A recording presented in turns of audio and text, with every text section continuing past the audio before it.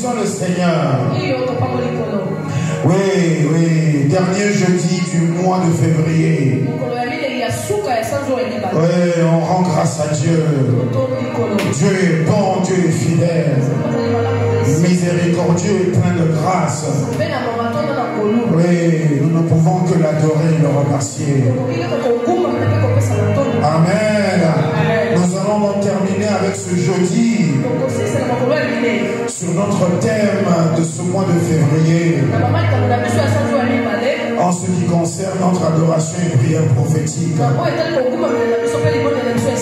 Notre passage est dans 1 Timothée chapitre 1 verset 17. 1 Timothée 1, 17. Au roi des siècles, immortel, invisible, seul Dieu, soit honneur et gloire au siècle des siècles. Amen. Amen. Alors nous avons parlé du roi des siècles. Oui, on a ensuite parlé de l'immortel. Nous avons vu l'invisible la semaine passée. On va terminer avec seul Dieu. Oui, ou comme la Bible le dit souvent, le seul vrai Dieu. Oui, le seul vrai Dieu. Si la Bible veut insister en disant le seul vrai Dieu, c'est qu'il y a des faux dieux.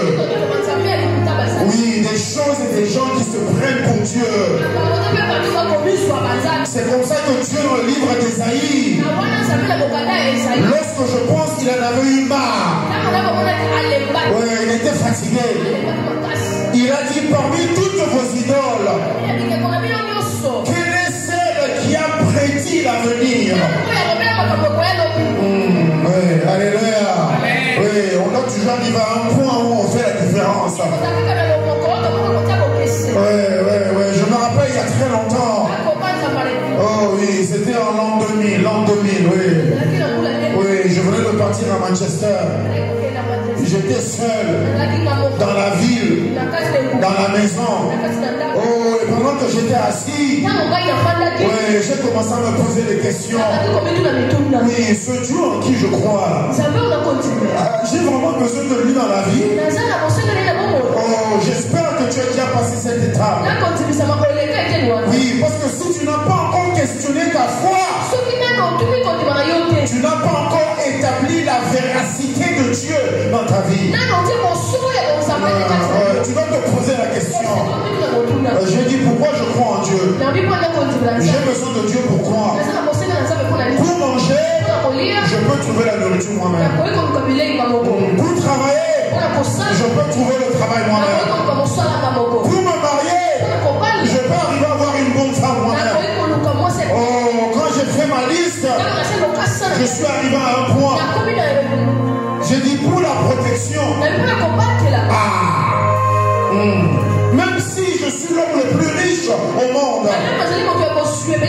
il y a eu des plus riches que moi qui ont été assassinés. Même si je suis le plus gentil au monde, il y a des plus gentils que moi qu'on a tués. Quelle que soit la qualité que je peux trouver dans l'être humain, il n'y a rien qui garantit ma protection. Oh, j'ai trouvé la réponse pour ma foi en Christ. Je ne sais pas si c'est laquelle pour toi. Ça peut être différent pour chacun. Oh, j'étais seul dans une ville, dans une maison, seul. J'ai pas ouvert la Bible. J'ai dit je dois savoir pourquoi je crois en ce Dieu-là. Quelle est la chose sur laquelle je ne vais jamais débattre l'existence de Dieu? Oui, parce que même s'il arrivait quelque chose sur la terre, mais j'ai besoin de la protection pour l'éternité. Alléluia. Donc quand Dieu en a eu marre de toutes ces idoles, il a voulu établir les fêtes une fois pour toutes. Il a dit vos idoles ont une bouche, ils ne parlent pas. Des yeux, ils ne voient pas. Des oreilles, ils n'entendent pas. Des mains, ils ne touchent pas. Des pieds, ils ne marchent pas. Moi j'ajoute, ils n'ont même ce sont vos mains qui ont fabriqué vos dieux. Mais moi, j'ai une bouche, je parle. J'ai des yeux, je vois. Des mains, je touche. Des pieds, je marche. Un cœur, et je ressens. Mais c'est même pas sur ça que je vais faire la différence entre moi, Dieu, et les idoles. La différence, Dieu a dit, c'est que moi, Dieu, je prédis l'avenir. Dieu a dit, montrez-moi celui qui a prédit le lendemain, qui vient de se présenter et qui vient de le confirmer. Alléluia. Donc ce soir, c'est ce que nous allons établir sur 4 points très simples. 4 points très simples. Premièrement, Exode chapitre 3 verset 14. Exode 3 14. Exode chapitre 3 verset 14. Dieu dit à Moïse, je suis celui qui suis. C'est un peu un français bizarre ça, mais c'est correct. En tout cas, spirituellement, c'est correct. Et il ajouta, c'est ainsi que tu répondras aux enfants d'Israël. Celui qui s'appelle Je suis m'a envoyé vers vous. Alléluia. Alléluia. La première chose que Dieu veut que tu reconnaisses, en ce qui concerne lui étant le seul et vrai Dieu. Oui, il n'est pas seulement le seul, mais il est le vrai. Oui, donc c'est pas qu'il y ait un autre Dieu. Oui, je sais qu'il y a des choses qui s'appellent des dieux, mais ce ne sont pas des dieux. Donc le Seigneur te dit ceci. La première différence qui établit lui comme le seul et véritable, c'est qu'il est je suis. Oui, pas je t'ai, pas je serai, pas j'ai envie d'être, pas j'espère devenir. Non, je suis. Oui, le mot en hébreu, c'est El Shaddai, je pense. Oui, l'hébreu, c'est El Shaddai. Oui. Celui qui se suffit à lui-même. Il se suffit à lui-même. Oui, parce que celui qui a un passé, présent et futur ne se suffit pas à lui-même. Parce qu'à chaque époque, tu rajoutes quelque chose et tu perds quelque chose. Mais Dieu en sa personne, il n'a rien à ajouter en lui. Et il n'a rien à retirer de lui. Il est maintenant ce qu'il a toujours été et ce qu'il sera toujours. Ouais, Dieu veut que tu saches dans ta vie, peu importe les circonstances ou les temps. Je sais que quand on dit circonstances, on passe souvent aux choses mauvaises. Non, quand le prédicateur dit quelles que soient les circonstances, on pense aux bonnes circonstances. Pendant tous les temps meilleurs et agréables de ta vie, tu dois savoir que même les temps meilleurs vont changer. La Bible dit, tout ce qui est visible change. Ça change, tout change. Oui, le temps, ton visage, tes pieds, la maison, tout change. Mais Dieu veut te faire comprendre que s'il y a bien une chose sur laquelle tu dois baser ta vie, c'est que Dieu est constant. Donc tout ce que tu trouves de bon en Dieu, tu dois reconnaître d'abord que non seulement cette chose en Dieu, cette qualité divine est bonne, mais elle est ce qu'elle est aujourd'hui et c'est la même chose qu'elle sera demain. Tu dois l'établir dans ton cœur. Tu dois reconnaître que Dieu a besoin que tu saches pas seulement ses promesses, non, mais son être à lui-même. Oui, parce que les paroles ne sont pas des paroles pour te faire plaisir. Quand Dieu parle, c'est lui qui sort. La Bible dit au commencement était la parole. La parole était avec Dieu, la parole était Dieu. Donc quand Dieu parle, il se libère lui-même de la situation. Qui veut dire que lorsqu'une parole de Dieu vient t'atteindre, oui, c'est tout ce qu'il y a de permanent en Dieu qui vient dans ton cœur.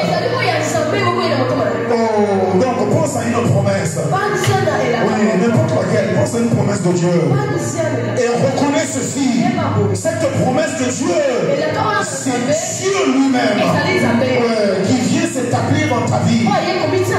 Qui vient amener, comment dire en français, l'immuabilité, ce qui ne change pas. L'immuabilité de sa parole. Une parole qui ne change jamais. C'est pour ça que Jésus nous a encouragés à dire oui, oui ou non, non. Parce que tout ce qu'on ajoute vient du diable. Dieu n'ajoute rien à sa parole. Il n'enlève rien de sa parole. Parce que sa parole, c'est lui. Dans l'Apocalypse, la Bible dit, celui qui osera retirer même un seul point sur un i, celui-là sera châtié. Oui, parce qu'accepter une partie et refuser l'autre, c'est accepter une partie de Dieu et refuser l'autre partie de Dieu. Sois-en conscient, mon frère.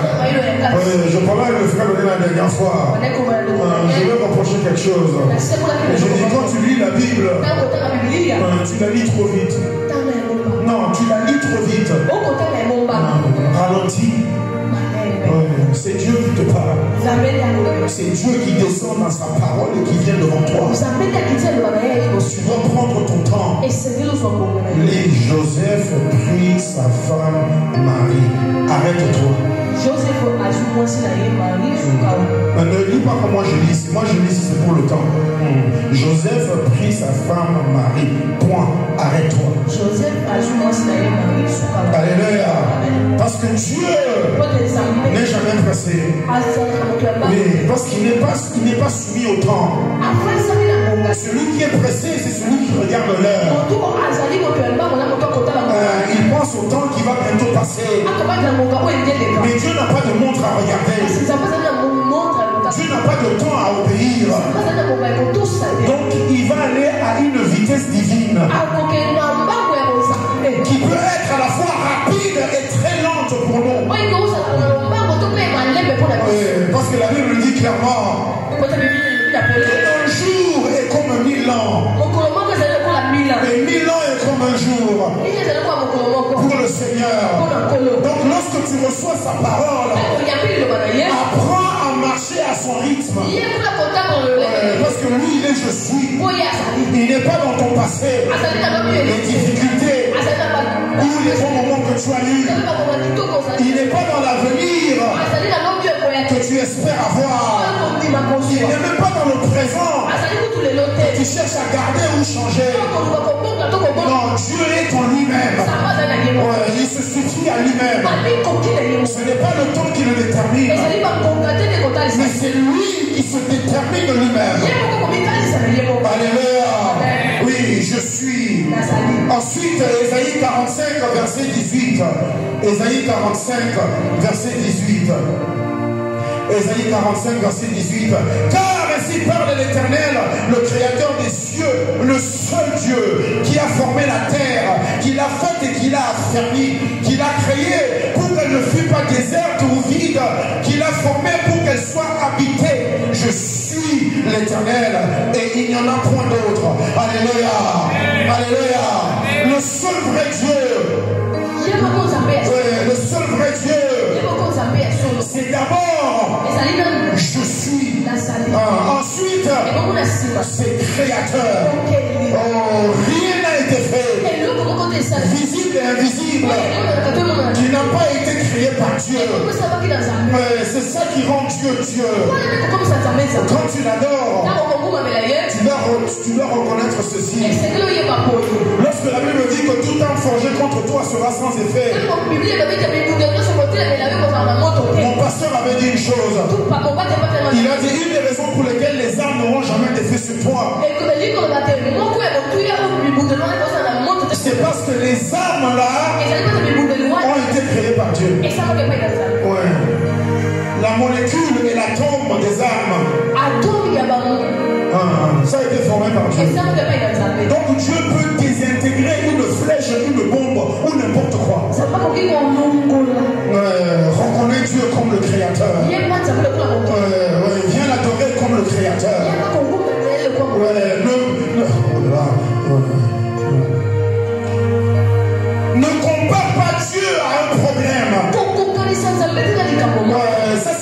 situé au naturel.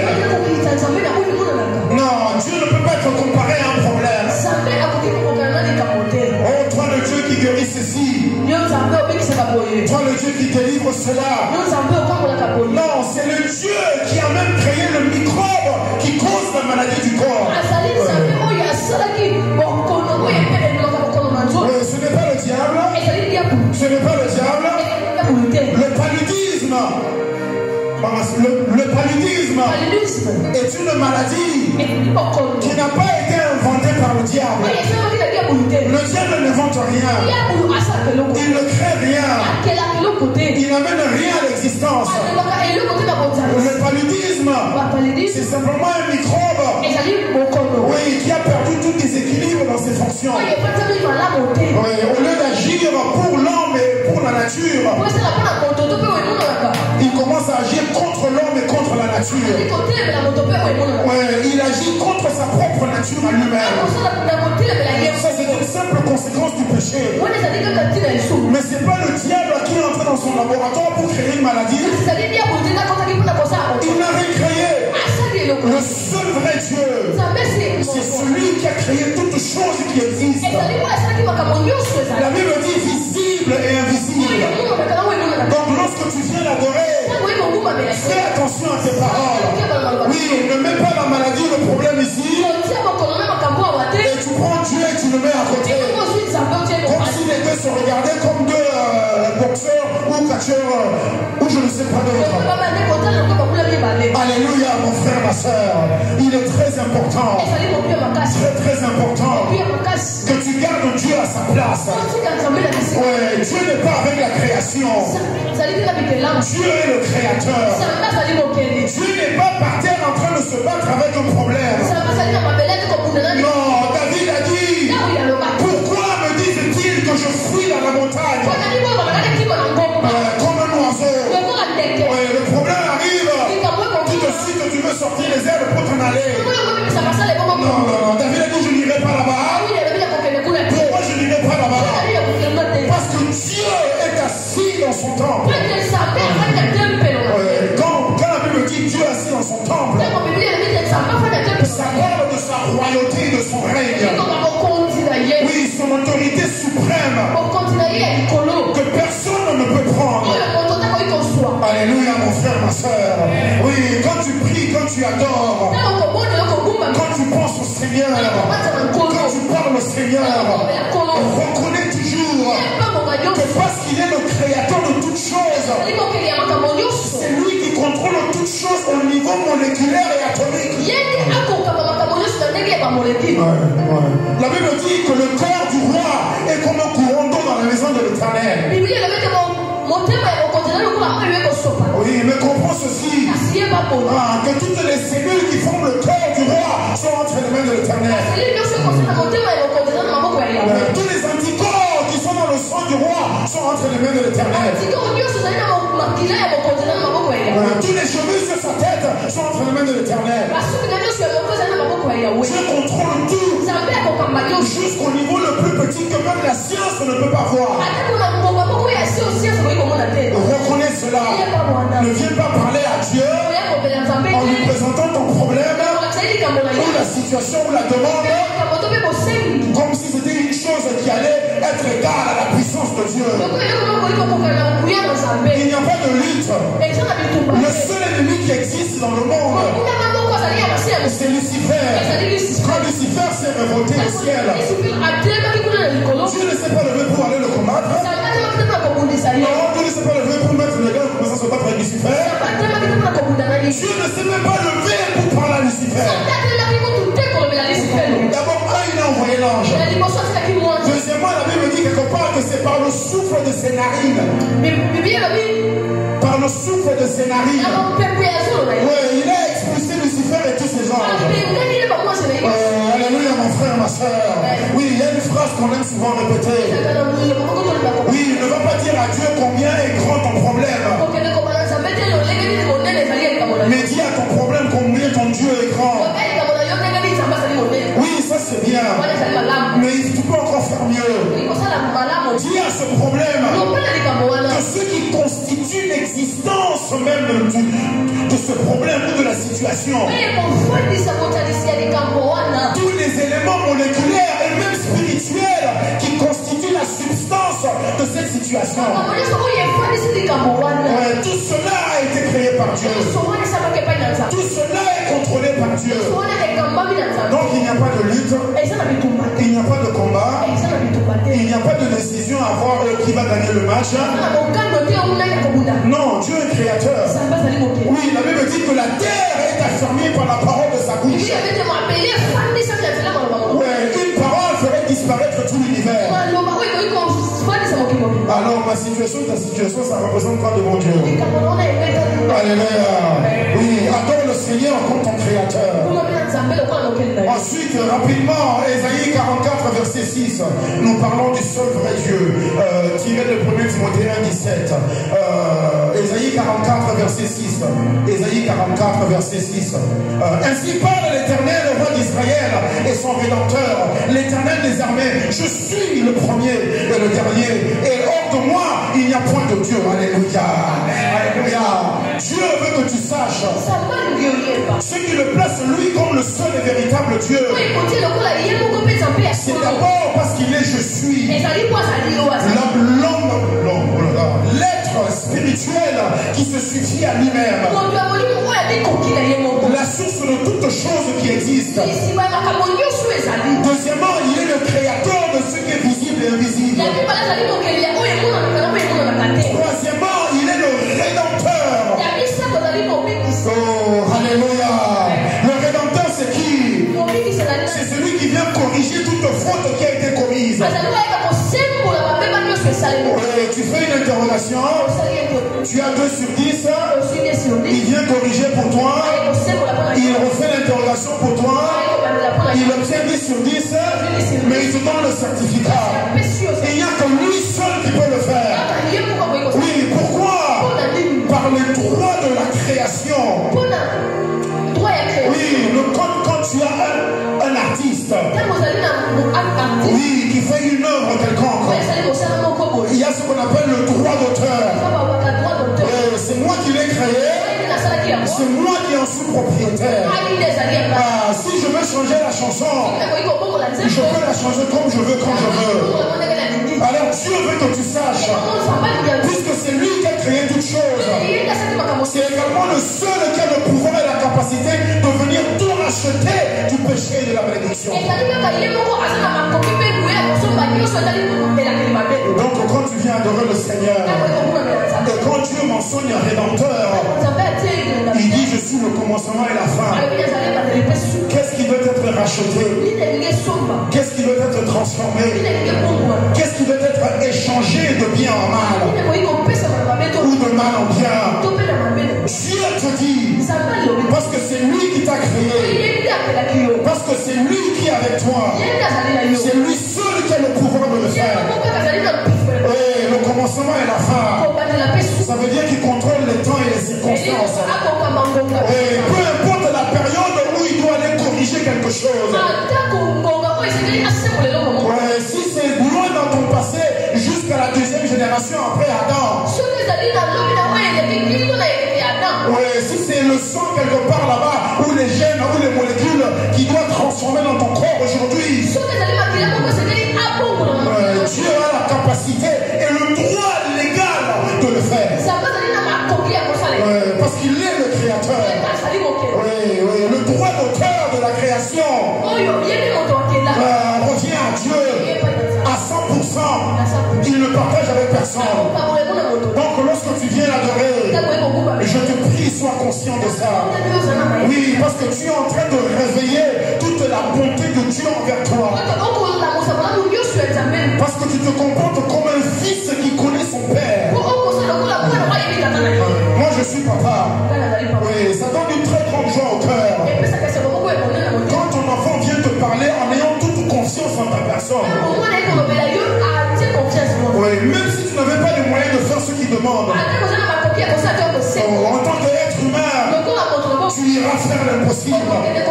Jésus a dit, qui d'entre vous donnera des pierres si leur enfant le demande du pain? Donc si toi et moi qui sommes méchants et pécheurs, nous savons donner de bonnes choses à nos enfants, qu'est-ce que Dieu n'est pas prêt à donner ou changer ou transformer dans ta vie? Et j'espère que tu en es conscient. C'est ça qui sépare Dieu de toute autre chose dans la vie. Ouais, ce n'est pas nécessairement ce qu'il fait, mais c'est tout ce dont il est capable de faire. Oui, parce qu'il y a des gens qui sont allés voir un féticheur. Ils ont eu de l'argent pendant une saison. Mais Dieu c'est différent. Quand Dieu te bénit, le nord, le sud, l'est et l'ouest viendront se mettre à genoux devant toi comme ça a été le cas avec Christ. Alléluia mon frère, ma soeur. J'espère que tu en es conscient. Et le tout dernier point, ce qui fait de Dieu le seul et véritable Dieu. Jacques chapitre 4 verset 11 à 12. Jacques 4 11 à 12. Jacques 4 11 à 12. Ne parlez point mal les uns des autres, frères. Celui qui parle mal d'un frère ou qui juge son frère parle mal de la loi et juge la loi. Oh là là. Si tu juges la loi, tu n'es pas observateur, oh là là, de la loi, mais tu en es juge. Un seul est législateur et juge. C'est celui qui peut sauver et perdre. Mais toi, qui es-tu pour que tu juges le prochain? Alléluia. Alléluia. Le dernier point qui établit Dieu comme le seul et véritable Dieu. C'est le seul qui a l'autorité de juger le monde. Ouais, je sais que souvent on a l'habitude de dire oh, ne me juge pas. Non, mon frère, je ne suis pas en train de te juger. Je suis en train de te reprocher quelque chose. Parce que juger, c'est quoi? Juger, c'est prononcer la sentence pour une action que tu as commise. Voilà, c'est prononcer la sentence. Oui, Dieu dit Adam, puisque tu as écouté ta femme, la terre est maudite à cause de toi. Au lieu d'avoir des fruits, tu auras des ronces et des épines. Il dit à la femme, puisque tu as écouté le serpent, oui, au lieu d'aller demander à ton mari, je multiplie les douleurs de ta grossesse. Tes désirs se porteront vers ton mari. Juste une parenthèse. C'est pas les désirs naturels. Non, c'est les désirs spirituels de l'être spirituel. La femme est allée vers son Dieu pour recevoir ce que seul Dieu peut lui donner. Mais puisqu'elle a écouté le serpent, Dieu a dit tu veux écouter le naturel, tu iras toujours vers ton mari. Mais lui étant pécheur comme toi, il n'aura pas de solution à te donner. Donc tout ce qu'il va faire, c'est dominer sur toi. Mon frère Daniel. L'homme qui cherche à dominer sur sa femme est toujours sous la malédiction du jardin d'Éden, prononcée par le seul juge. Juge par droit de création. Lui seul est capable de prononcer une sentence. Et la sentence sera établie. Personne ne pourra la changer. Des grâces soient rendues à Jésus-Christ. On peut dire le Seigneur. Parce que sur nous qui avons reçu Christ, un jugement a été prononcé. C'est pas un jugement contre nous. C'est pas un jugement pour nous punir à cause de nos fautes. Mais c'est un jugement pour nous acquitter. Pour nous innocenter. Pour dire non coupable. Frère Daniel, non coupable. Frère Alice, non coupable. Maman Lucas, non coupable. Ma soeur Divine, non coupable. Ma soeur et ma soeur, non coupable. Tout le monde, non coupable, non coupable, non coupable. En Christ, le seul juste juge. Oui, Dieu dit souvent dans la Bible, je suis le juste juge. C'est-à-dire que mes jugements sont selon ma justice. Et ma justice est parfaite. Seigneur. Oui, il est le seul vrai Dieu. Parce que premièrement, il est je suis. Oui, celui qui se suffit à lui-même. Oui, il est maintenant et il sera toujours. Oui, c'est lui qui donne l'assurance à ta vie. Oui, un rocher qui ne bouge pas. La pierre angulaire qui va garder tout édifice à sa place. Et ensuite, il est le créateur. Il est le rédempteur.